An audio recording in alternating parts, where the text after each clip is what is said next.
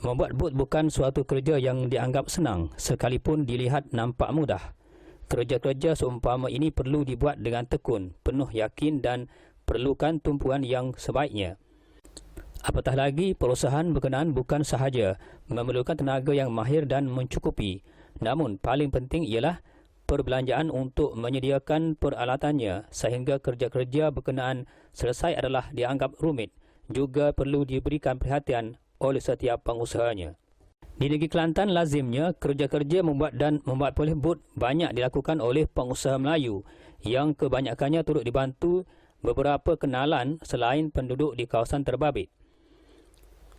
Namun amat jarang ditemui kerja-kerja berkenaan diusahakan sendiri oleh kalangan ahli keluarga, khususnya adik-beradik sebagai kesinambungan yang pernah diusahakan oleh orang tua mereka sendiri sejak dulu.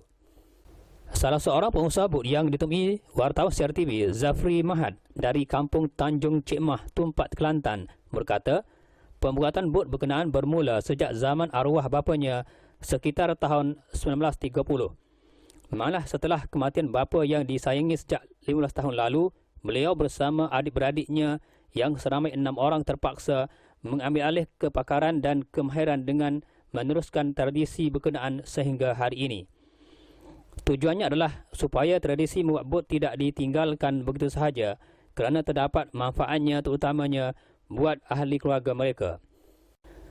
Katanya sejak kematian bapa 15 tahun lalu, beliau dan adik-beradik yang mewarisi kepakaran dan kemahiran arwah dalam perusahaan membuat dan membuat poleh bot ini. Sehingga hari ini, beliau banyak menerima tempahan dalam kerja-kerja berkenaan. Katanya dalam usaha untuk menghasilkan bot, perkara utama adalah penggunaan kayu yang agak banyak dan tahan lama seperti kayu cengal. Beliau terpaksa mendapatkan bekalan kayu tersebut di Kuala Terengganu yang mana kayu ini dibawa menggunakan lori muatan. Menurutnya setakat ini beliau serta adik-beradiknya hanya menumpukan dalam pembuatan bot kecil kerana perbelanjaan untuk menghasilkan bot berkenaan memerlukan kos yang rendah berbanding bot laut dalam yang didapati kosnya agak tinggi.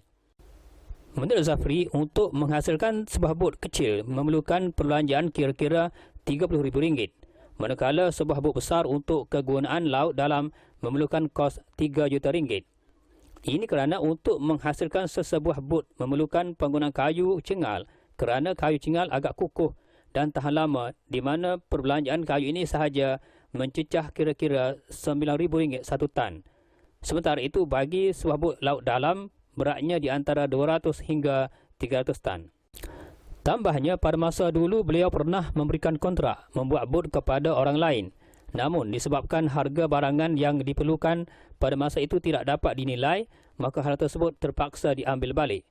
Manakala dari segi ketahanan, lazimnya usia bot dapat bertahan selama 50 tahun. Tetapi apabila pernah merumpuh batu karang, tempohnya menjadi pendek.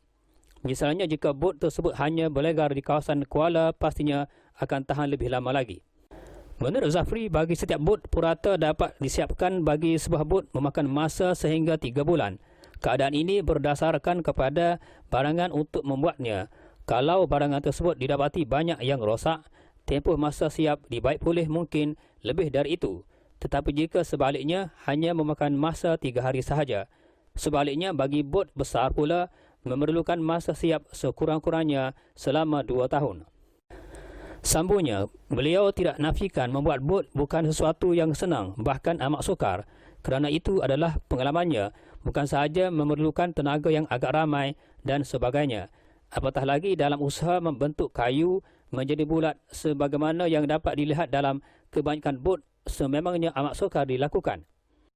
Katanya misalnya kayu yang digunakan untuk membuat bot perlu dibentuk hampir sama dengan membuat perabot rotan, yang mana kayu-kayu tersebut hendaklah dipanaskan terlebih dahulu untuk dijadikan badan bot. Lazimnya jika menggunakan api akan menjadikan kayu-kayu dapat dibentuk dengan mudah, tetapi perlukan pemerhatian dan ketekunan yang tinggi.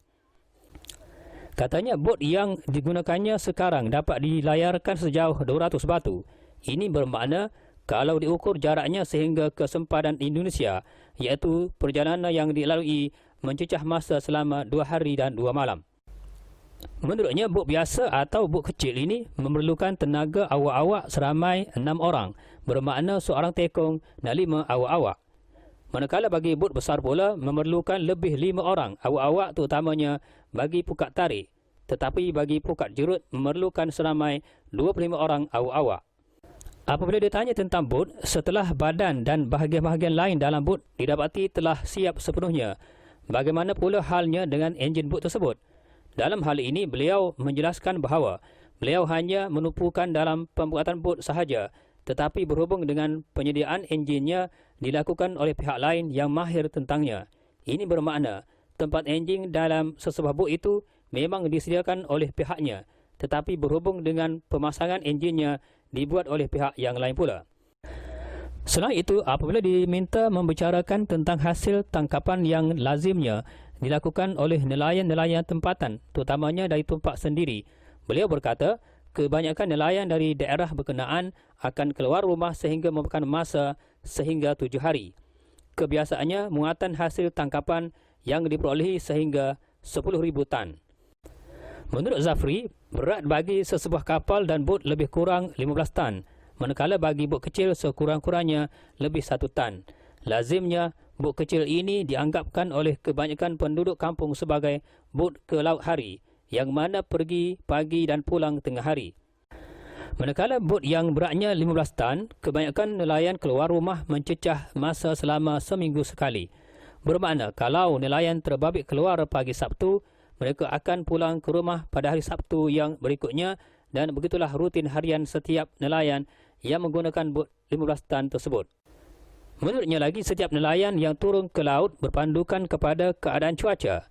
Jika keluar dari rumah dalam keadaan cuaca yang baik dan tenang, tetapi apabila sampai sehingga 50 batu tiba-tiba ribut melanda, nelayan terbabit terpaksa berpatah balik untuk mengelakkan sesuatu terjadi yang tidak diingini.